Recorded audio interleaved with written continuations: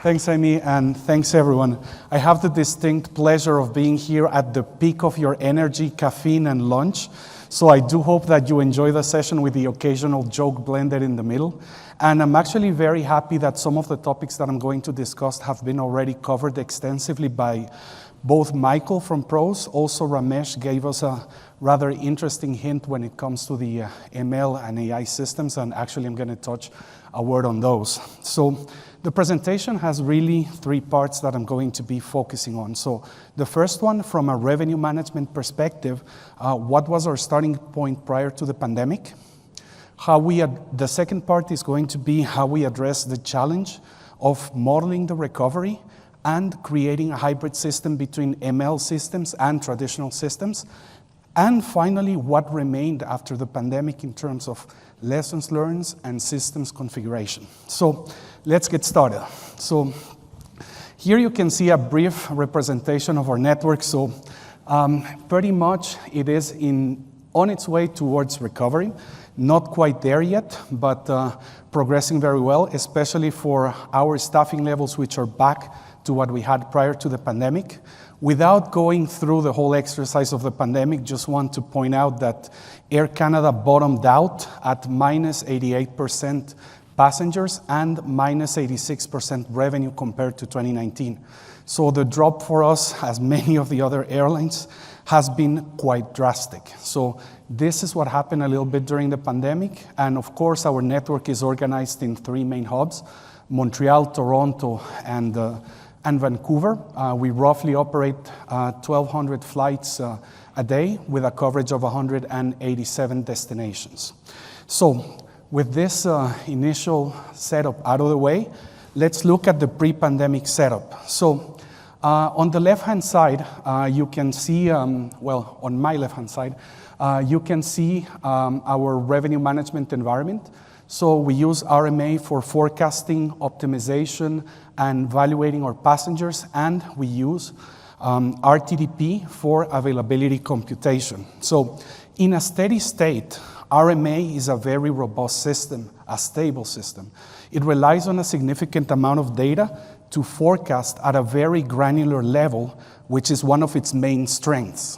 The second strength of this system is the fact that on that little area that says underlying data, we're able to calibrate individual components of the forecast based on its own individual drivers. So without going through all of them, the class mix is a proxy for willingness to pay, which responds both to long-term drivers and short-term drivers in terms of competition.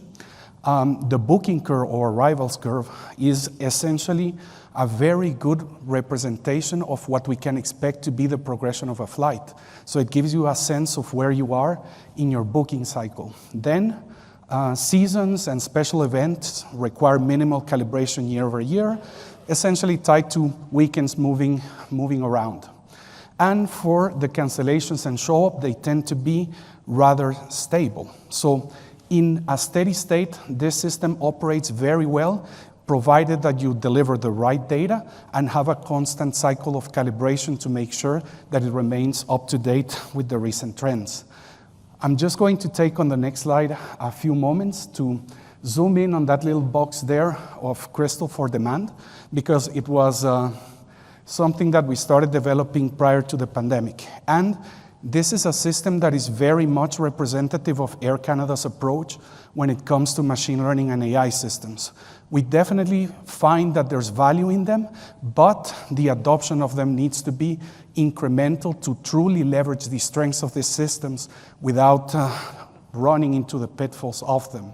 So here you have a quick explanation of how Crystal for Demand works. So Crystal AI is the brand that we devised in revenue management for all of our machine learning and AI systems. So the system is essentially taking the new bookings and a few additional signals to create a high-level aggregated forecast.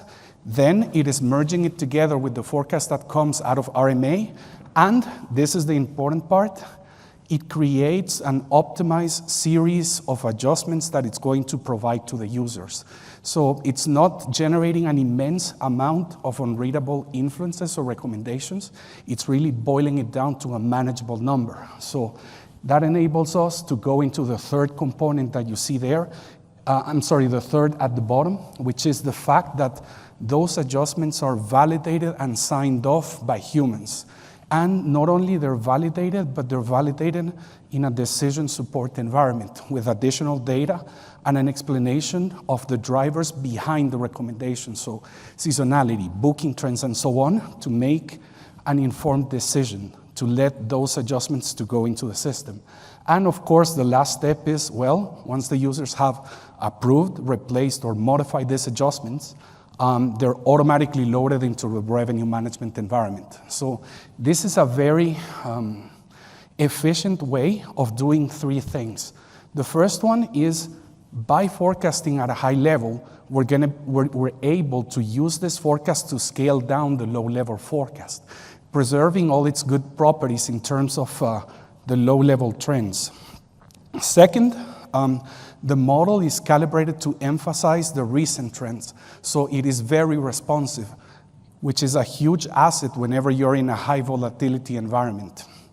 And lastly, the man-in-the-loop approach definitely allows us to systematically bring in expert feedback into the recommendations of the system and deploy them on a larger scale. So this was our pre-pandemic setup, so let's go to the pandemic. I'm going to start from the left, and apologies, this is a very busy slide. So the problem of the pandemic was very simple. Essentially, the reliable data sources that we've been using for forecasting, both on the short range and on the long range, essentially became useless. So the business process of revenue management, which is deciding on prices, and network planning, which is deciding on capacity, essentially ran out of fuel. So this is really the crux of the challenge, and to address this challenge, Air Canada created the Demand Recovery Task Force, which was composed of revenue management, network planning, our customers analytics team, our sales team, AI Center of Excellence, and the distribution team. Their mandate was to create a demand recovery model that would allow us not only to predict what the recovery would be, but also to be able to provide commercial insights to the different teams that rely on the forecasting stack. So their approach essentially boiled down forecasting the recovery to four simple questions that you can see here on the screen. The first one, when is the recovery starting? Of course, this is the big question for an airline during a crisis. Second, which level is it starting from? Third, at which rate are we going to recover? And fourth, are we going to expect any deviations from the recovery trend? And you can think of this of the Christmases and the high seasons where, regardless of the restriction, people's will to travel is a little bit stronger than that. So the model essentially started in a very intuitive fashion by looking at the 2008 financial crisis, by the SARS crisis as well, but progressively evolved to incorporate all the feeds that you see there on the right-hand side, which include both traditional bookings and additional information that is more tied to the context of the pandemic and the consumer. Moreover, to make sure that the model was able to accurately predict the recovery, it was separated in passenger segments, and actually this one shows a segment that we traditionally ignore in the airlines, which is the VFR, or visit friends and relatives. It is a subtype of the leisure, but it is much more resilient in its will to travel and doesn't necessarily obey or have the same price sensitivity that the others. So this was actually a segment that we discovered during the pandemic that we used to roll a little bit into the leisure segment. So the model had to be segmented at the passenger type, at the region level, and it also benefited from constant feedback from the market, from surveys, and expert feedback from the different commercial divisions of Air Canada. So this was the recovery modeling approach, and now let's see how that materialized into the revenue management system. So the moment the crisis started, we had a very, very clear three-point action plan at the beginning. The first one was we need to ensure data integrity. So everything related to booking feed, coupon data was cut off completely from the system. The system became completely oblivious to any changes in the trends, and all the data was censored. The second mandate was actually preventing the sale of itineraries that are not commercially viable. So there was no systematic way or system that could translate the travel restrictions into actual rules for the revenue management system. So this became a very high priority as different countries deployed and updated their travel measures. And the last one, which underpins all the others, is having the capability to bulk load information into both RMA and RTDP. So not only the capacity of bulk loading, but also to summarize the information, making it a manageable volume to maintain the system running in a good health. So this shows you a little bit the setup, and I'm going to take a moment to talk about the show-up forecast and the demand and cancellation forecast. So the show-up forecast had two generations of forecasters. The first one was called Sumo, or Show-Up Model 1. So you can see we're very creative with the naming. And then it progressively evolved into a Crystal AI model for passenger no-show based on PNRs, and that was able to consider the characteristics of the fares and some of the travel restrictions imposed. On the second side, which is the demand forecasting, we had essentially three models propping up the demand forecast. So the first one was the DRM model, which generated the baseline for the model. Also, there was a second model that was the far-out calibration that allowed us to focus on the far-out recovery, which wasn't necessarily immediate, but for which we needed to prepare, especially for certain destinations that had a rather extended booking window. And lastly, of course, Crystal AI, allowing the RM managers to systematically bring in feedback into the environment. As you can see, by looking at the underlying data, all of the trends that the system had generated during the pre-pandemic period are essentially broken in the data. And this is the main reason why you wouldn't necessarily allow this data to go into your revenue management environment. So just to drive a little bit of a point home about the idea of incrementality, you can see here a little bit the progression when it comes to our modeling approach. And this is something that has been touched on by many speakers already. These ML models are very good at what they do. They have pitfalls, so it's very important to build one on top of another and start from something simple and then start building up on it. That's the only way that you can address the fact that having an error in revenue management is very costly. So this one represents a little bit where we are today, and by looking at the recovery data, we can see that the recovery itself is quite a bit of an anomaly in terms of the trends that we're seeing. So let's go to that. So for purposes of comparison, I'm going to show you here the recovery of security screenings of the US and Canada. So each country had its own story, but being Canadian, our main comparison point is the US. And here you can see probably from the slope the main issue that underpinned our recovery, the speed of the recovery. Essentially, you had the airline doubling the size twice over 2 consecutive summers on 2021 and 2022. So this is what's going to underpin most of the challenges that I'm going to talk about. So our challenges during the recovery were tied to multiple things. The first one was the recovery itself and the passengers. So definitely the moment the travel restrictions were lifted, we had an extremely quick decompression of the booking curve.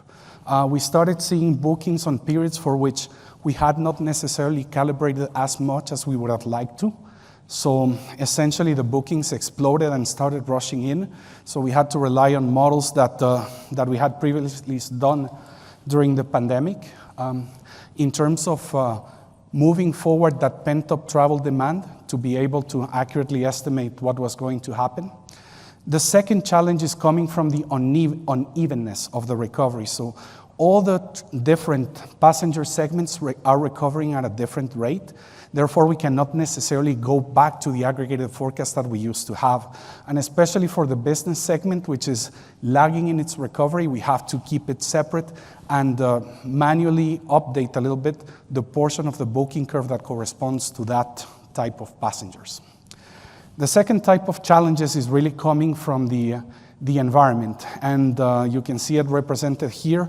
We are in a moment of significant uncertainty. We have very mixed economics with both positive and negative signals, which we don't know where it's going to go. Is there going to be a recession? Everyone has been saying that there will be. Other people have been saying that no, it's impossible, so we don't know where it's going to go. So that is one of the main components of the uncertainty. The next one, and this has been already spoken about in many presentations, is the changes in passengers' expectations, both in terms of flexibility when they book their travel, self-service, and recovery from the perspective of the airline. So this is very much a tight change, and we've seen that the more we're able to show passengers that that travel is back to its former efficiency, the better for us in the marketplace. And of course, the pandemic changed a little bit the competitive landscape. In the case of Canada, there's a significant amount of new players coming in. So that changed a little bit the landscape. And last 2 points are really tied to the speed of the recovery. So the airline had to ramp up very quickly, so there wasn't necessarily a lot of time for all the teams to settle in all of their new roles. So by doubling the size of the airline twice over the lapse of a year, you can imagine what that does in terms of the fragility of the operation. And of course, this is done in an ecosystem that itself is suffering from many of these shortages. So these are the main challenges that are coming from the recovery. And this is a little bit where our revenue management system is standing up today. So the system has been deconfined, although we continue to see some gaps on the underlying data by comparing to 2019. Those anomalies are being addressed based on calibration and based on the machine learning systems that we overlaid on top of the forecaster for show-up and demand forecasting. We retain our capability to be able to deploy large number of adjustments and changes to RTDP. And overall, the system is getting back to its former self. However, all the learnings that came from the DRM model, the FART calibration, are being baked into the steady state machine learning supplements that we put on top of the two forecasters. Last, here is a little bit of a summary of our key learnings of the pandemic and the recovery. So the first one, it has been already spoken about by others, is innovation doesn't mean replacing your system. You don't have to rip all the cords and cables to actually start leveraging the forecasting power of machine learning models. These models are very good at picking up some trends, so it's very easy to bring their benefits in without losing the reliability of your traditional systems. The second one is that not all data sources are created equal, and there's going to be data sources such as events, searches, and so on that are very hard to extract insights from when it comes to calibrating the forecast. So it doesn't mean that those insights don't exist, but in the time that we had, it was very hard to crack, so we decided, let's prioritize and focus on the ones that are easier to handle. Already mentioned the machine learning approach, keeping it gradual, keeping it incremental. We also had a few changes when it comes to the process, and especially the synergies between revenue management and network planning. We even created a dedicated team that is focused on leveraging those synergies and using economic forecasting to increase the quality of forecast on both sides. So that was one of the good remainders of the pandemic. And the last two ones are pretty much self-explanatory. So we are in a very rich environment in the airline industry. And even though we don't speak very often, the pandemic showed us all the value that you can get from all the experts in the value chain if you just knock at their door and say, hey, would you like to talk about demand forecasting? And the last one is we still have a lot of uncertainty ahead. And hopefully this is the last time that you're going to hear the word unprecedented in English. Hopefully 2019 is behind us. There's going to be uncertainty, and at the same time that the uncertainty comes, better technology and better forecasting methods are coming with it. So embrace them. So that's all that I have. Thank you very much, guys.